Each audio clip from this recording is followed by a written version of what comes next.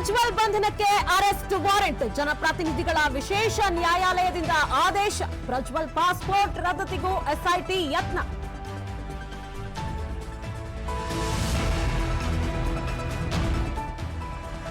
Airport customs ಅಧಿಕಾರಿಗಳ ಕಾರ್ಯಾಚರಣೆ. 1.96 ಕೋಟಿ ಮೌಲ್ಯದ 2 ಕೆಜಿ ಚಿನ್ನ ಸೀಸ್. ಕೆಂಪೇಗೌಡ ಅಂತಾರಾಷ್ಟ್ರೀಯ ಏರ್ಪೋರ್ಟ್ನಲ್ಲಿ ಜಪ್ತಿ.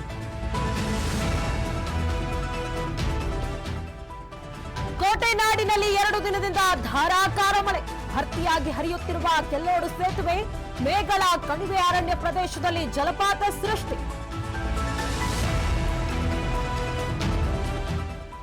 ಮುಂದಿನ 4 ದಿನ ರಾಜ್ಯದಾದ್ಯಂತ ಭಾರೀ ಮಳೆ. ರಾಜ್ಯ ಹವಾಮಾನ ಇಲಾಖೆ ಮುನ್ಸೂಚನೆ. ಇಂದು ಹಲವು ಜಿಲ್ಲೆಗಳಲ್ಲಿ ಯೆಲ್ಲೋ ಅಲರ್ಟ್.